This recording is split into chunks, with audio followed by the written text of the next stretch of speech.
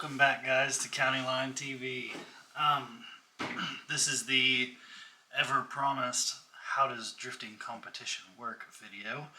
What we're going to look at today is how qualifying works and then how the actual competition battles work. Excuse my phone making noise here.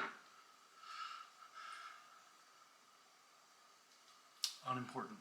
So we're going to look at how qualifying works, and then we're going to look at how battles work. Now, we'll go in pretty dry for anyone that doesn't know how it works at all. So in qualifying, you go out and do a run by yourself, only car on track. You get a score with points, all right? And then there's 3 judges. They each have something that they're supposed to look at. Formula Drift, for instance, they have line, angle, and style judges, but other sanctions, which I don't know if this is even a thing anymore, but in the past I know that some sanctions have had 3 areas of the track, like the entry area and then the center section and then the end. They would like split the track into 3 zones or areas or whatever, and the tracks would judge, or the judges would, wow, the tracks would judge. The judges would score their area of the track. So we're going to talk about the most popular one, which is what Formula Drift does, because frankly everyone sort of copies Formula Drift on their rules and on the way they judge and blah blah blah. So that's what we're going to focus on. That's pretty much the only thing left in the world, I think, is this style of judging. And then so after qualifying, you know, you take your score or whatever, and that's how they make their bracket. And then in their bracket, the highest qualifier will go against the lowest qualifier, and then that tapers in. Second will go against the second worst, third best go against the third worst, blah blah blah. If there's not enough drivers to fill the bracket, then the highest qualifiers will get bye runs. We are going to look at Formula Drift Long Beach because I think that is one of the most iconic tracks in the world. I don't really have any plans of running Formula Drift ever, but I would love an opportunity to drive Long Beach because it's awesome.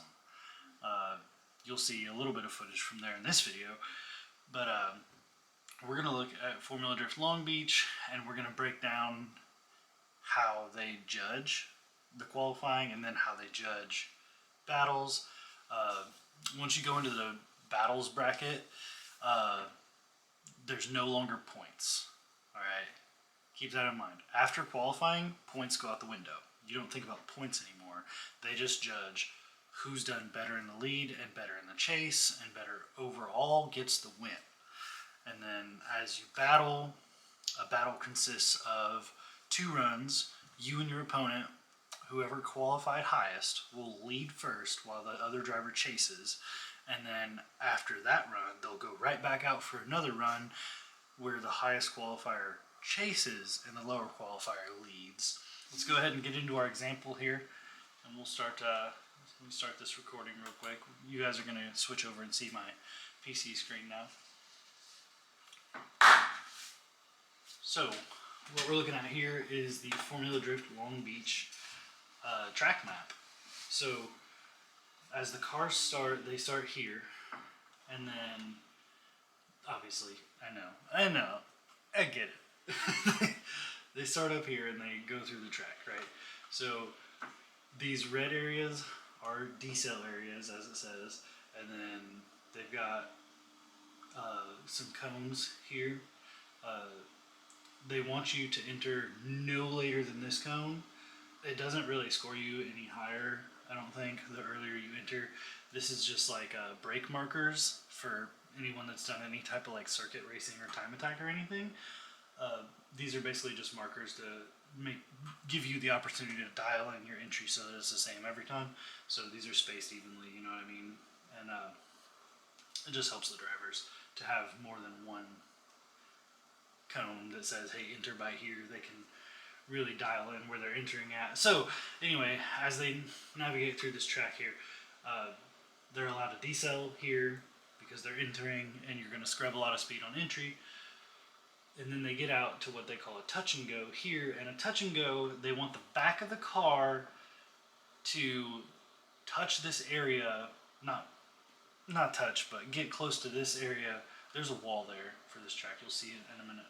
They want you to be there briefly or for a long time. It doesn't matter. They just want the back of the car over here, and then you can get out of it, or you can hug it, or whatever.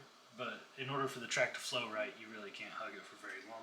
Obviously, this is a straight portion of track anyway. So after the back of the car gets over here, they flick over into an outside zone. And an outside zone, they want you to fill. There's going to be like either cones or flags or whatever. At this track, it's these big flag things that are like on the fence, and they want you to be in this zone from the beginning to the end. And then here's another outside zone, which is the next thing they get to, and they just want you to draw a line from there over to here and be in this outside zone from flag to flag as well. And then they switch back, and then it's another touch and go. You just get in there, get out of there, and then an inside clip, which is where they want the front of the car as close to this cone as you can get it as you wrap around this hairpin turn, and then you can't stop drifting till you're past the finish line. So let's go ahead and hop over here and look at what that looks like. This is the best qualifier from 2019 Formula Drift Long Beach, which was the last time they ran this track. 93 on his first run. Is this better? This is a fantastic run. I mean, look at this. Watch. Great. That's the touch and go. That's the outer zone. There's another outer zone right here. And then there's the touch and go and the inside clip. And then he's past the finish line right there. So you can see, this is just a textbook run. You can see the flags there that are the zone markers. Again, right here and here. And then this touch and go, I can't see the marker for, but there's the inside clip cone. And then there's the finish line flag. So there's a textbook run of how to run this layout. And he got qualified like a 99-point run, which is very, very, very good. So that's how qualifying works.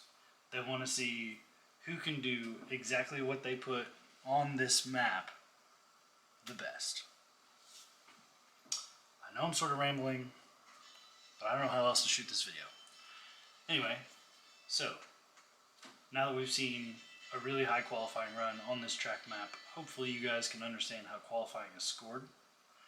Let's actually go ahead over and we can just fluidity and commitment, and of course a line and angle. We'll let this play for a second. Scores, but I think it's a great there it is. So you have a line, angle, and style judge. They get points. It's 40 for one judge, 30 for each other, and combined makes your total score. That's how they do that. Let's take a break. Actually, let's take a break. All right, we're back from our break. I just had to collect my thoughts and take a couple notes because doing all this talking and rambling, since this video is just explaining how drifting competition works, I was like getting a little lost with myself. But anyway, so we're up to the battles portion. And like I said, once you get into battles, your qualifying score is thrown away. Like, well, your qualifying score is not thrown away, but scores in general, like numbers, are out the window. We don't do numbers anymore. So in a battle, you know, the lead car goes first or whatever, and they want the lead car. The lead car's job is to do basically the best qualifying score possible. Obviously, the scores are thrown out the window. I don't want you to think they're getting a score, because they're not. But the judges want to see the best qualifying run out of the lead driver. Obviously, the chase driver isn't out there trying to do a qualifying run, or he wouldn't be doing a very good chase job. So as the lead car is out there trying to do the best qualifying run they can, not worrying about what the chase driver's doing behind them, the chase driver's job is to mimic the lead driver as best as possible and follow them through the track. No matter what line they're running, they're supposed to follow the lead driver, and they're supposed to be as close to the lead driver as possible. They call that proximity.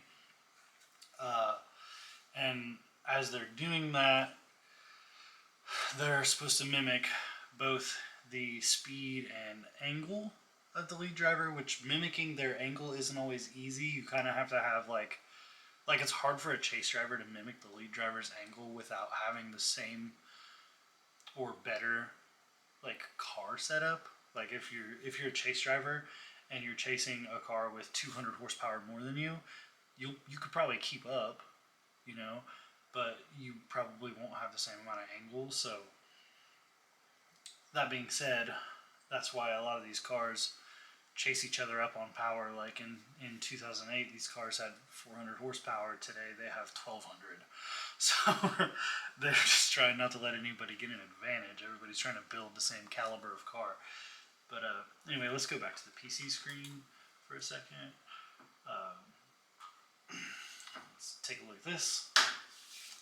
So as the lead car goes through, let's say in outer zone 1 here, lead car has like big angle. He's coming across the track with like the back bumper basically like on the wall and the front bumper of the car facing the other wall, right? He's got a big angle right there, okay?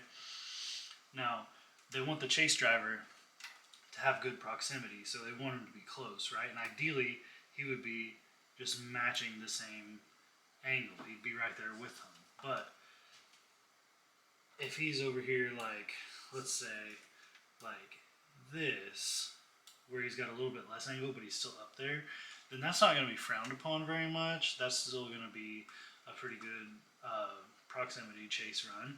But if he's back here like barely at angle at all, and he's just like driving straight, about to T-bone said other driver, especially if he's super shallow like so, obviously that'd be straight. But anyway, it might be frowned upon some, and he might not like get looked at and judged as well.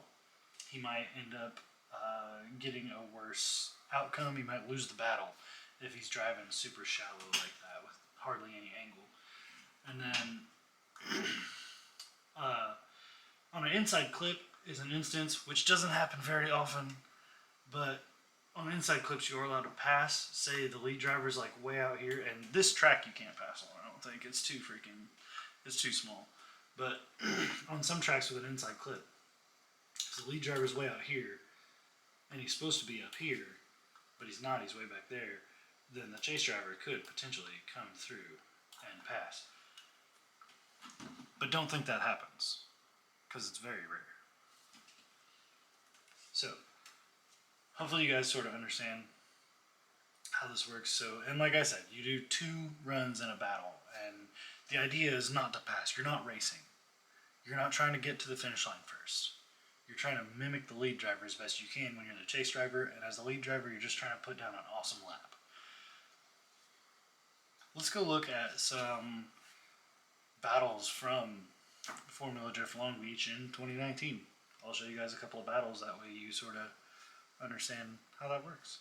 So right here we have Matt Field and Ken Gucci, both long-time Formula Drift drivers, both very good drivers. We're in the top 16 of Long Beach, so the top 32s already went through.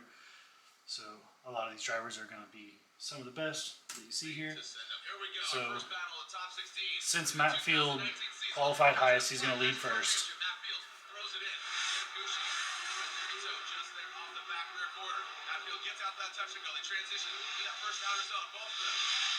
Ken Gucci does a good job mimicking that angle of Matt Field approaching that final front clip. Matt Field dives in, wraps it around Ken Gucci right there. Man, Ryan, I gotta say that was a very equally matched battle. So that was a really, really good lead and a really, really good chase. That was an awesome run. Matt Field starts off with just that, a solid lead out front. You can see him getting out to that touch and go right there. Ken Gucci a little bit of a tighter line there. So we'll have to see how Ken does on his lead position. Field right out to that second outside zone. Gucci charging right here, coming through this last inside clip. And a good first pull for both drivers.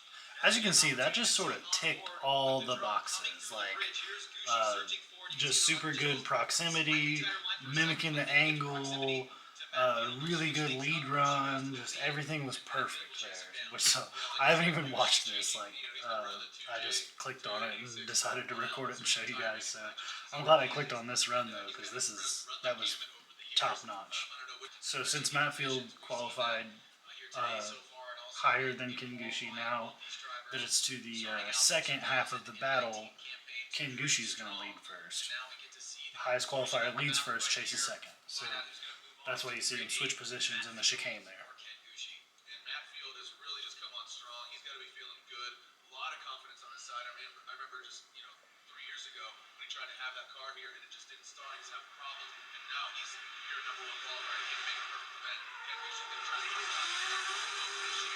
lighten up those Achilles tires, getting out to that touch and go. Now, wow, look at Gucci, really deep into that first outside zone. Matt Field into the second outer zone. You can't even see Matt Field. He's diving in on the inside, almost goes blind.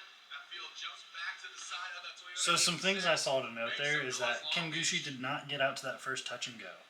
That first wall that you see him come at didn't really get there. So let's see, right here, you'll see he didn't get very close to that wall. So that's not as good of a lead run. He got close there, and then he sort of missed that one too. He wasn't very close there. So because that was such a sort of not par to the other half of this battle lead run, it's going to be harder for Matt Field to then chase that lead run, because that lead run wasn't as wide as out there as it was supposed to be. Now, you can see the three judges, instead of giving a score, they pick who they think won. And Matt Field won that because his lead run was extraordinary and his chase was good.